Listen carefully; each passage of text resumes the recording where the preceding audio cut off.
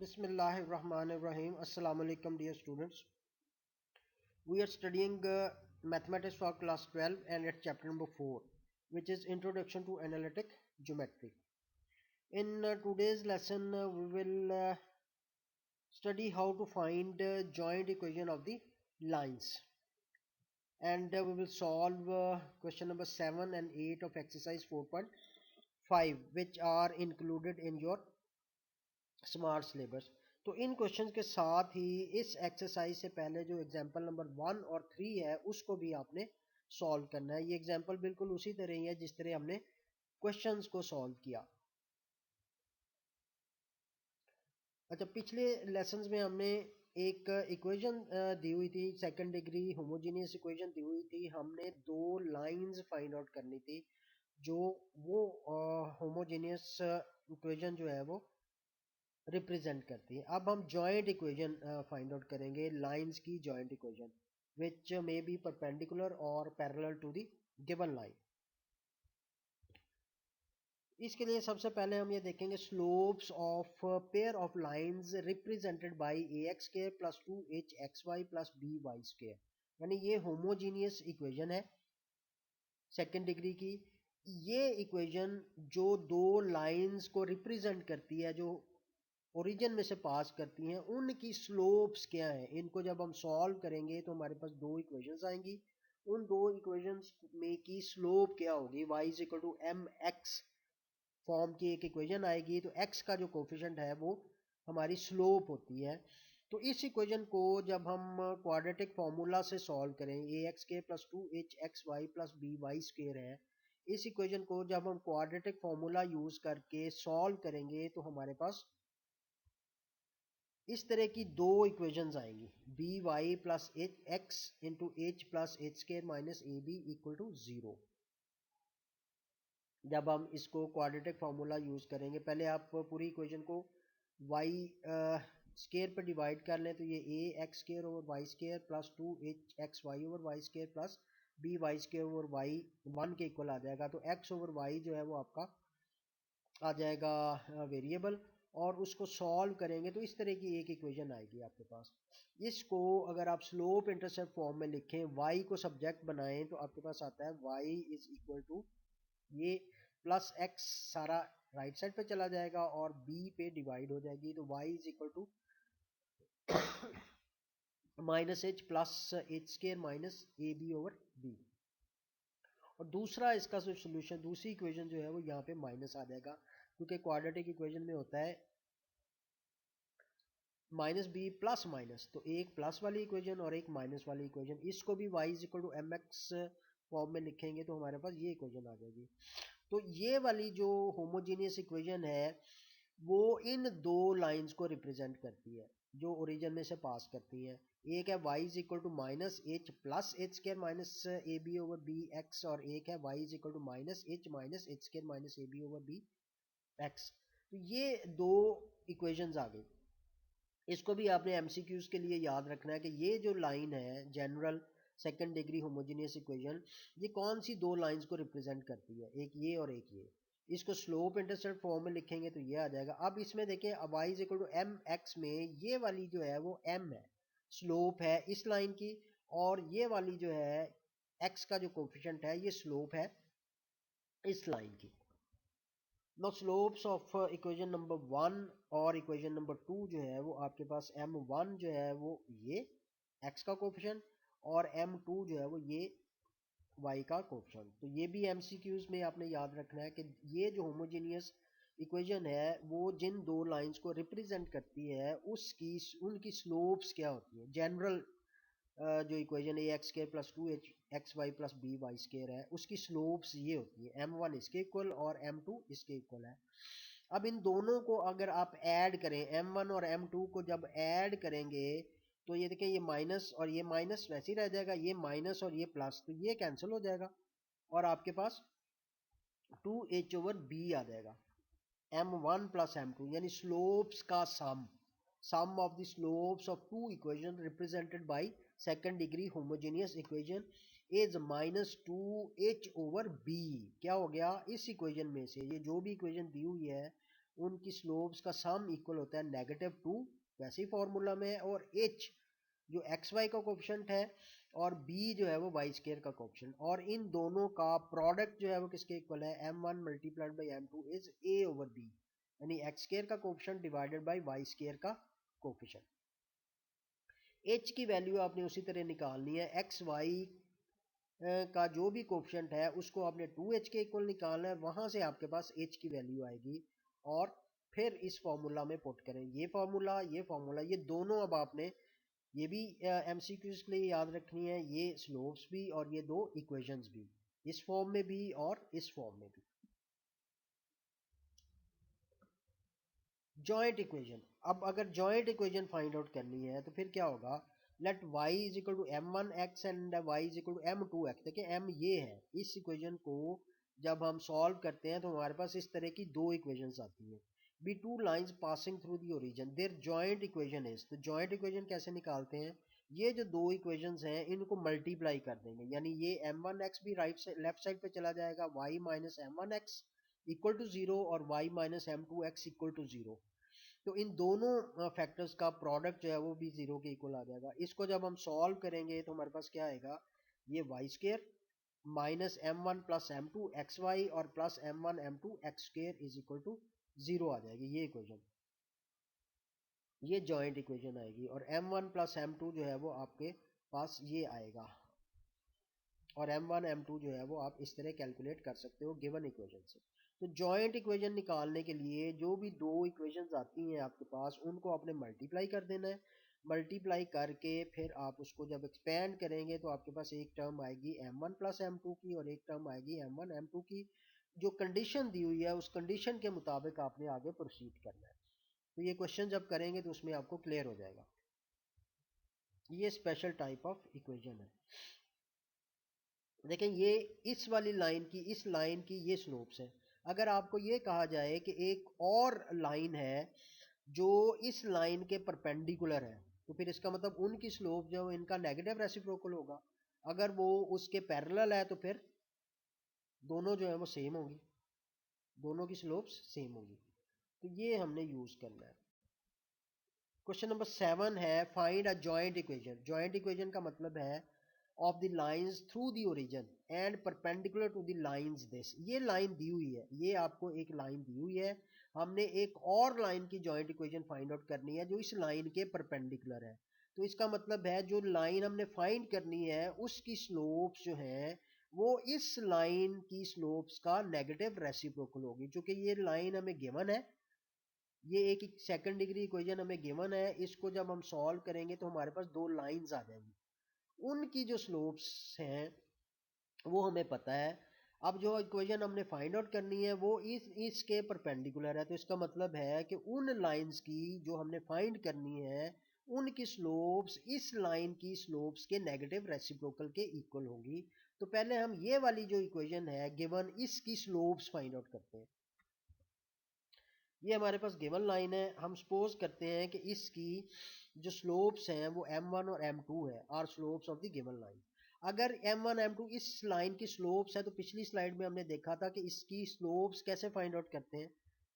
m1 plus m2 का formula क्या है, हमें सम चाहिए जॉइंट इक्वेशन लिखने के लिए और स्लोप्स का प्रोडक्ट चाहिए। m1 प्लस m2 जो है वो -2h ओवर b होता है, तो ये -2 tan अल्फा ओवर -1 आ जाएगा। क्यों कि a जो है वो यहाँ पे आपके पास 1 है, एक्स स्क्वायर का कोफिशिएंट, 2h जो है वो एक्स वाई का कोफिशिएंट, एक्स वाई का कोफिशिएंट है -2 tan अल्फा, तो h आ गया -tan अल्फा, और b की वैल्यू जो है b की वैल्यू -1 है। ये वाली वैल्यू a की, h की और b की वैल्यू इस फॉर्मूला में पुट करेंगे तो ये फॉर्मूला का माइनस वैसे ही आ जाएगा 2, और h है -tan अल्फा ओवर b भी -1 है, माइनस माइनस से कैंसिल हो गया और माइनस आ गया आपके पास।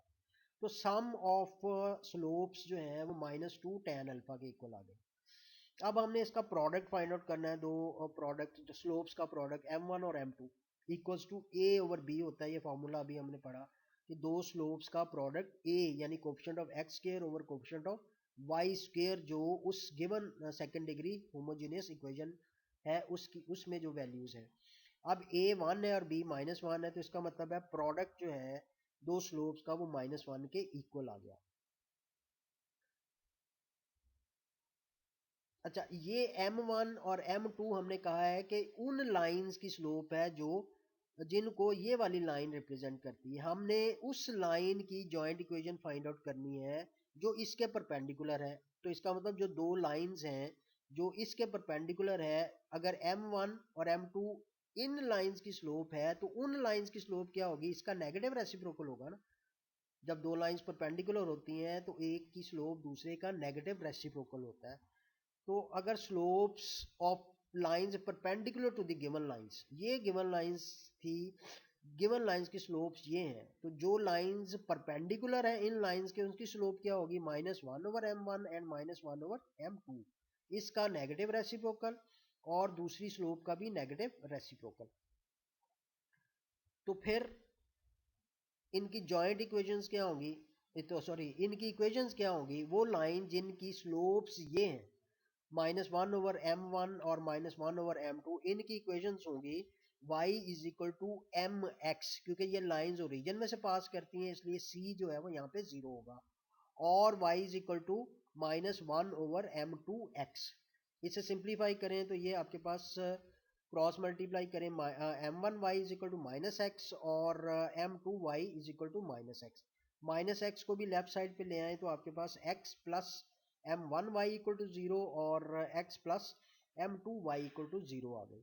यानी ये वो लाइंस हैं, उस लाइंस की इक्वेशन है जो इन लाइंस के परपेंडिकुलर है। तो हमने वो इक्वेशन फाइंड आउट करनी है, सेकंड डिग्री इक्वेशन, जिनकी ये वाली लाइंस हैं, जो वो सेकंड डिग्री इक्वेशन जो इन लाइंस को रिप्रेजेंट करती है। तो उसके लिए जॉइंट इक्वेशन हमने कहा था कि इन दोनों को मल्टीप्लाई कर देंगे, तो इनकी जॉइंट इक्वेशन क्या आ जाएगी, x प्लस m1y और x plus m2y equal to 0। इसे सिंप्लीफाई करें तो ये x square plus m1 plus m2 into x y और प्लस m1y1 वाई स्क्र, इन को रिमूव करें, ब्रैकेट को सॉल्व करेंगे तो एक्स स्क्र आ गया, और ये m2xy और ये m1xy, तो चूंकि m1xy और प्लस m2xy है, xy कॉमन आ गया, m1 प्लस m2 और फिर m1 m2 Y square.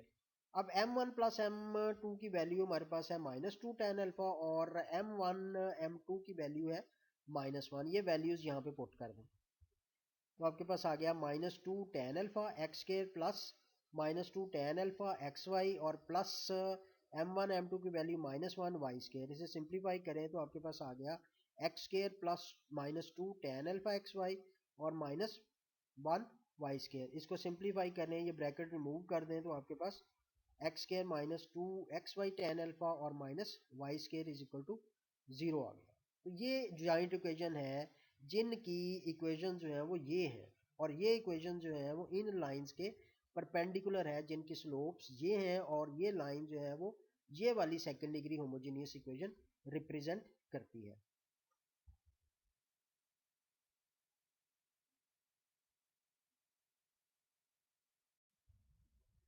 Question number 8 भी बिल्कुल उसी तरह ही है, find a joint equation of the lines through the origin and perpendicular to this line. अब ये एक होमोजेनियस सेकंड डिग्री इक्वेशन है, इसको सॉल्व करें तो हमें पता है कि ये सेकंड डिग्री इक्वेशन होमोजेनियस दो लाइंस को रिप्रेजेंट करती है। हमने एक ऐसी लाइन की, हमें एक ऐसी जॉइंट इक्वेशन फाइंड आउट करनी है जो जिनकी लाइन जो है इनको रिप्रेजेंट करने वाली लाइन के परपेंडिकुलर होगी। तो पहले हम इस लाइंस की स्लोप्स फाइंड आउट कर लेते हैं, स्लोप्स और उसका सम। हम फर्ज करते हैं कि ये दो लाइन जो ये इक्वेशन रिप्रेजेंट करती है उनकी स्लोप m1 और m2 है, यानी इसको जो दो लाइंस रिप्रेजेंट करती है उनमें से एक की स्लोप m1 और दूसरी की स्लोप m2 है।